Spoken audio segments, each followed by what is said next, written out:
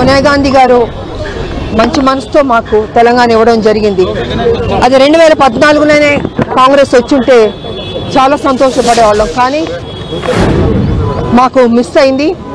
కానీ ఇప్పుడు మా తెలంగాణలో కాంగ్రెస్ ప్రభుత్వం రావడం చాలా సంతోషంగా ఉంది. సోనియా గాంధీ గారికి నేను నిజంగా కృతజ్ఞతలు తెలియజేసుకోవాలి. ఎందుకంటే ఒక మహిళగా ఆవిడకి ఎంతో గౌరవం ఉంది, ఎంత ప్రాధాన్యత ఇస్తారు మహిళలకి కాంగ్రెస్ ప్రభుత్వం. హైకమాండ్ సోనియా గాంధీ గారు కావచ్చు, రాహుల్ గాంధీ గారు కావచ్చు, ప్రియాంక గారు కావచ్చు, అదేవిధంగా మల్లికార్జున్ గారు ఖర్గే గారు కావచ్చు, కేసీ వేణుగోపాల్ గారు కావచ్చు, మా ఇన్ఛార్జ్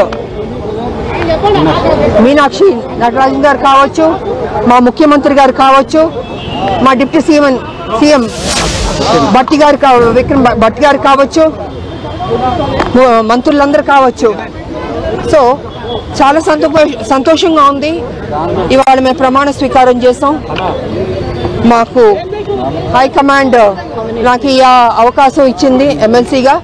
తప్పకుండా నా తెలంగాణలో ఇంకా పనిచేస్తాను, చిత్తశుద్ధితో పనిచేస్తానని కూడా ఈ సందర్భంగా తెలియజేసుకుంటున్నాను. ఎందుకంటే కొంతమంది అపోజిషన్లో ఉన్నవాళ్ళు ఎన్ని రకాల ఇబ్బంది పెట్టాలో మా ప్రభుత్వాన్ని పెడుతున్నారు. అయినా మా ముఖ్యమంత్రి గారు దాన్ని తిప్పి కొడుతున్నారు, మంత్రులు తిప్పి కొడుతున్నారు, మా కార్యకర్తలు తిప్పి కొడుతున్నారు.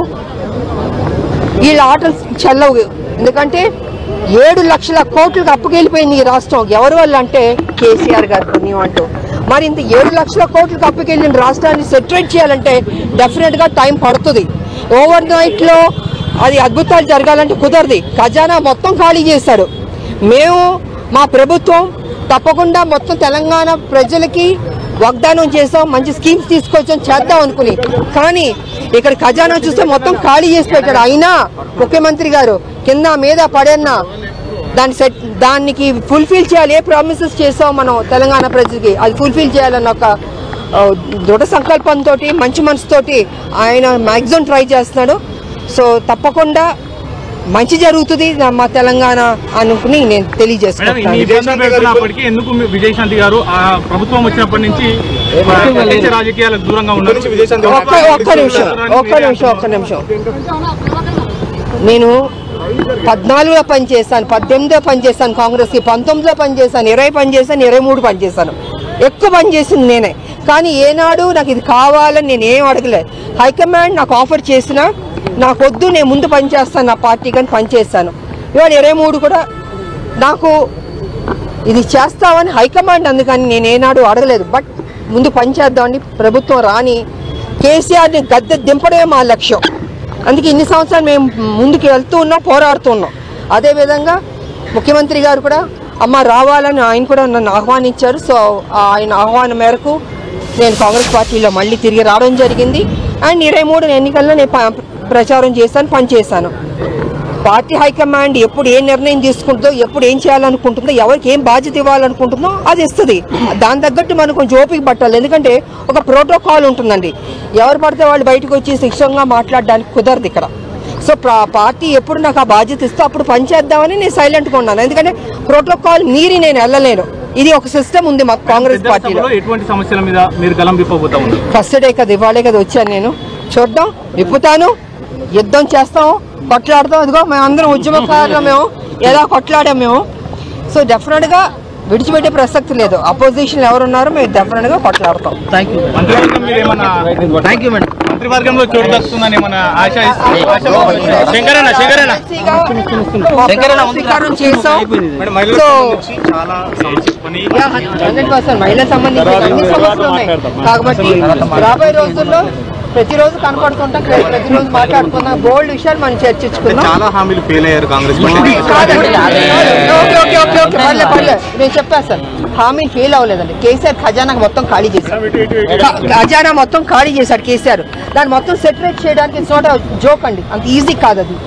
7 లక్షల కోట్లు. ఇది నేను గత 5-6 సంవత్సరాల నుంచి కేసీఆర్ అధికారంలో ఉన్నప్పుడు నేను చెప్తున్నాను, అయ్యా 5 లక్షల కోట్లు కాదు 7 లక్షల కోట్లకు అప్పెళ్ళింది, మేలుకోండి, ఈ కేసీఆర్ దింపాలి, విడిచిపెట్టి మొత్తం అడుగు తినే రాష్ట్రంగా అయిపోతుంది.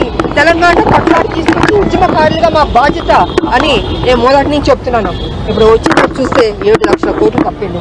మరి ఇంత ఉన్నప్పుడు ఓవర్ నైట్లో ఎలా చేస్తారు చెప్పండి? ఎందుకంటే మా పార్టీ పేదల కోసం హెల్ప్ చేసే పార్టీ కాంగ్రెస్ పార్టీ. ఏనాడు పేదల్ని కేర్లెస్గా వదిలేయడమో చేయకపోవడం అది లేదండి. ఇన్ని సంవత్సరాల నుంచి కాంగ్రెస్ పార్టీ అధికారంలో ఉండి మేలు చేసి ఎంతో డెవలప్ చేసిన పార్టీ.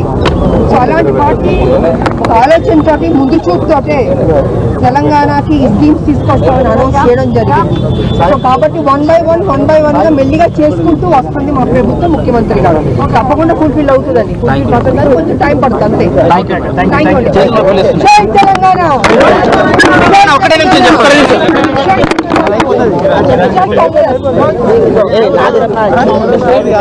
అందరికీ నమస్కారం. సామాన్య కార్యకర్తలు, క్షేత్ర స్థాయిలో పనిచేసే కార్యకర్తలు, పిసిసి ప్రెసిడెంట్ గా నా ప్రస్థానం అంటే మండల పార్టీ అధ్యక్షుడు ప్రస్థానం స్టార్ట్ అయింది. ఇలా కాంగ్రెస్ పార్టీని గుర్తించి ఒక మామూలు కార్యకర్తకు ఇంత పెద్ద ఎమ్మెల్సీ కట్టబెట్టేందుకు పార్టీ గుణపడి ఉంటా. అదేవిధంగా పార్టీని బలోపేతం చేయడం నేను ముందు ఉంటా. ఇలా కాంగ్రెస్ పార్టీ సంక్షేమ పథకాలు కూడా క్షేత్ర స్థాయిలో పోయేటట్టు చూస్తా, నా వంతుగా నేను సహాయం చేస్తా అని తెలియజేస్తున్నా. అదేవిధంగా మందిరాజ్ కన్నకు